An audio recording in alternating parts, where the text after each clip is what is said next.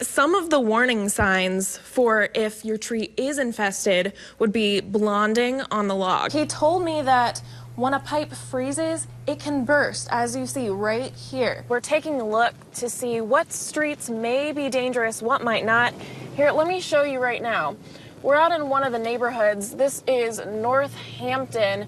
Now, you see there's some snow on the ground. We've actually kind of slid around a little bit. Well, Jordan, I'm not sure what your favorite Girl Scout cookies are, but I really like Thin Mints. And I brought these to share because that's exactly what Cherry Hill Dental is doing. One of the skills that participants of the program learn is to do interviews. They do this by doing practice interviews with practice interviewers.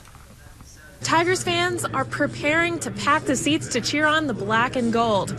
Now, I talked to one of the managers of the Sports Zone earlier today who said having a watch party was a no-brainer. So with 12 boxes of cookies in each case, that's a lot. As we pulled up, there was an ambulance leaving. We believe that the man who was driving the truck was in the ambulance.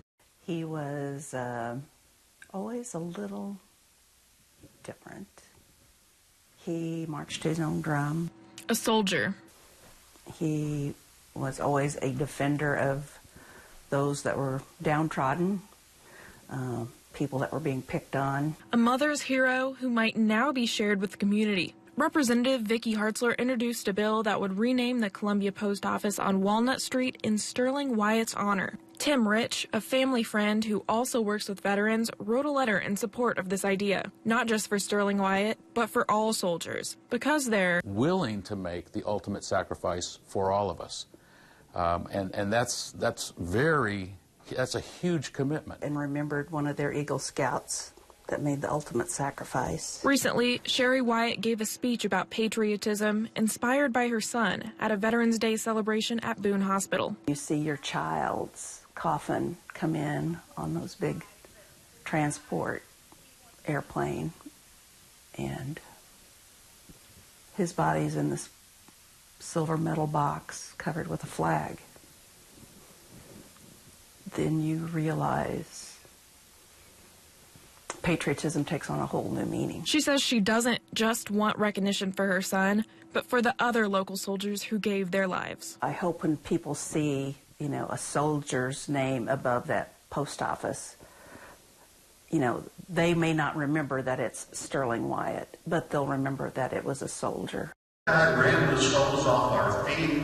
He ran us till we had stitches.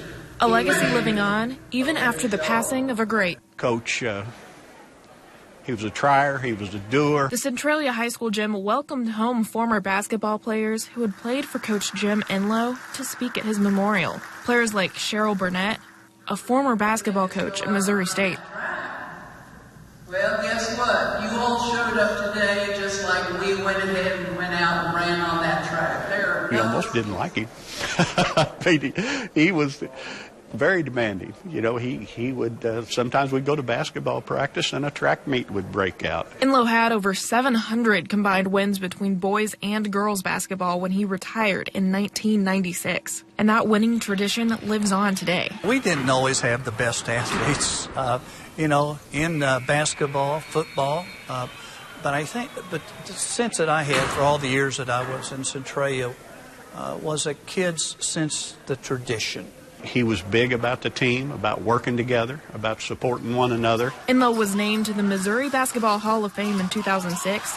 What many say is well-deserved. It's been Citizen of the Year, like in Centralia, numerous recognitions in the conference Coach of the Year. There are people walking this hall right now that are students that are great-grandkids and grandkids and sons and daughters of the kids that he had, and just his character.